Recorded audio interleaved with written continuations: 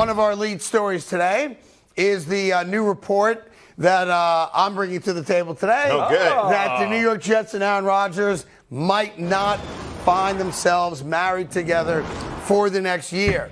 There is a mystery team, and the guys, see, this is why I don't tell producers anything, because they're already starting to give it away. Yes, there is a mystery team in the NFC. Oh, my goodness. Now, we shouldn't put it up there, but we did, so that we're taking you one step closer. But here's the reality. The New York Jets are in a spot now because all their eggs are in the Aaron Rodgers basket. And I think, Mark, you could comment this for sure. If they do get Aaron Rodgers, sure. And let's assume for the sake of the conversation, Odell comes with, right? The New York Jets are a serious contender. All right, the New York Jets have a top 5 defense already. Yeah. They've got good young wide receivers and guys, excuse me, like Garrett Wilson. Yeah. The good running attack when Breece Hall comes back. He tore his ACL last year. And all of a sudden, they're poised and ready to make a run. No Aaron Rodgers, and, that'd be the most Jet thing the Jets could do. It becomes a real problem. It's a huge problem because you're 100% right. They put all their eggs in the Aaron Rodgers basket, and if they don't get Aaron Rodgers, season's over. Well, theoretically, you could it's not pivot. theoretical. It's over. Well, it's not theoretical. Damn it. Oh, wait. They're going to pivot to what? Well, to Lamar Jackson. Oh, weird. They already said they weren't going to talk to him because it would be in bad faith to negotiate. Yes, right now. all right. That's a secondary part of the story, but that's the obvious pivot. Yeah. But here's the reality. They've been talking about this. It'll be 3 weeks on Thursday since Aaron Rodgers said, his words, not mine, my intentions are to play for the New York Jets. Right. Now, I know full well that Joe Douglas, the GM of the Jets, who I like a lot, you have great respect for him as well as you said, and the Kuntz over there in Green Bay along with Mark Murphy, that they have a good relationship. They have talked a million times, I'm sure, about what a deal looks like. There does come a point where you're now 3 weeks into some type of regular conversations where it's fair to ask the question, why hasn't it gotten done? Right. And the longer it goes, it doesn't become more likely to happen. It becomes less likely to happen. Well, I see. That's where I would argue because what do they always say about negotiations? That deadlines spur action. Okay. So, all of a sudden, if you have another player, another team that has made a legitimate offer. Okay. And you've got that opportunity. Now, all of a sudden, negotiation starts to speed up. This was my career in general. I never had a chance to negotiate. My deal was organized begging because of my injury history, right? I would beg for more money, and they would tell me no. Right? Now, all of a sudden, when 2 players are involved or 2 people, principals are involved, now there's negotiation. So now, all of a sudden, the Green Bay Packers have the trump card of saying, we can negotiate with you, New York Jets. So the New York Jets essentially panic and say, let's get this done today. Here's the issue, and I'm not going to be naive about it, think that I have better sources than the Jets. I'm sure that I don't.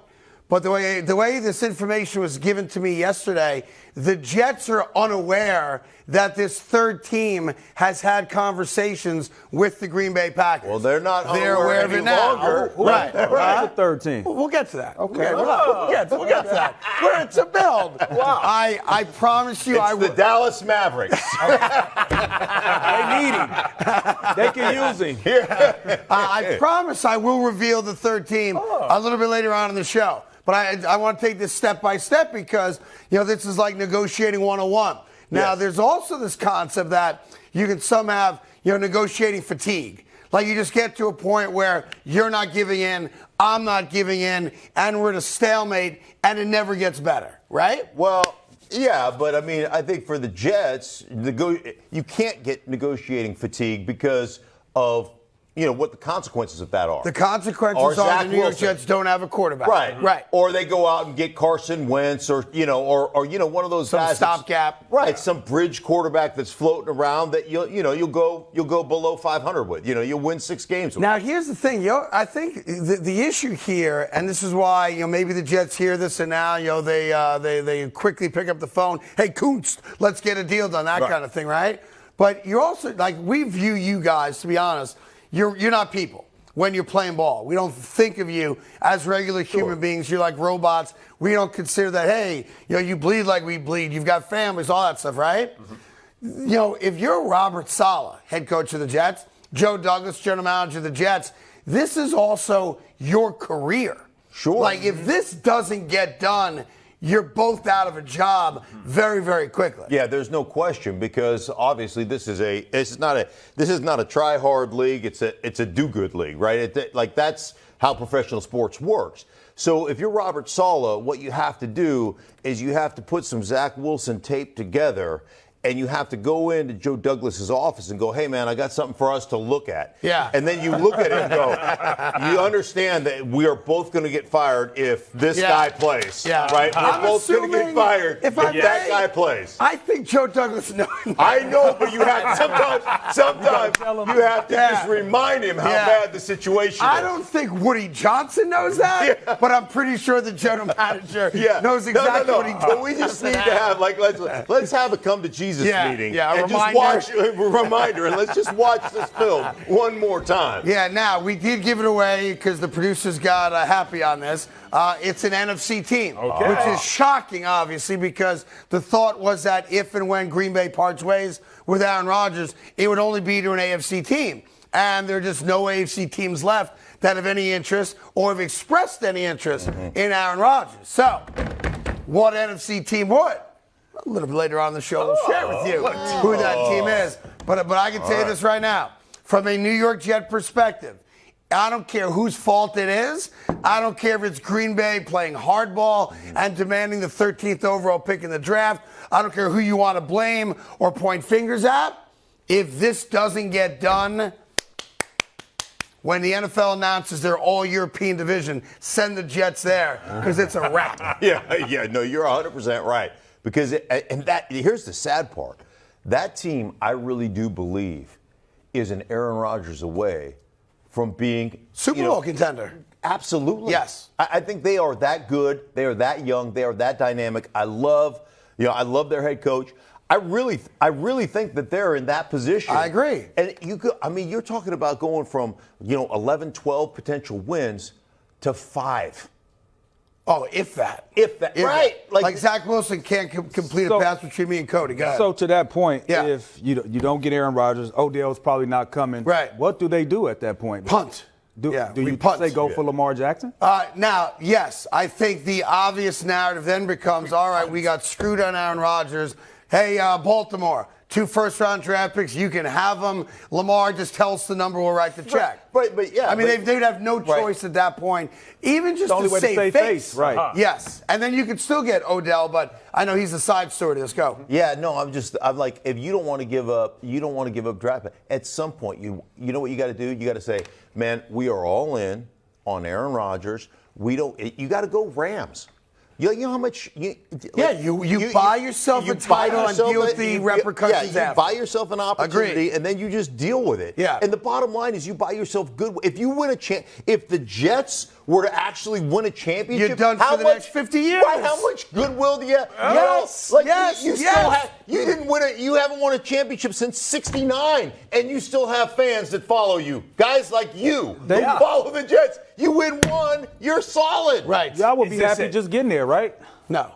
Oh, is this finally the last straw? Is this finally going to be the last straw for you? Are you finally because I'm a sucker. I'm a fan. You change your baseball fandom yearly. Let's make you a New York Giants fan. Baseball's easy to change. They play so many damn games. Football's in your soul. It's in your blood. Your now, Jets soul? There was a point when I made the silly comment, and I take it back because I've become a very spiritual person. And that is, yes, for a lot of reasons, Cody.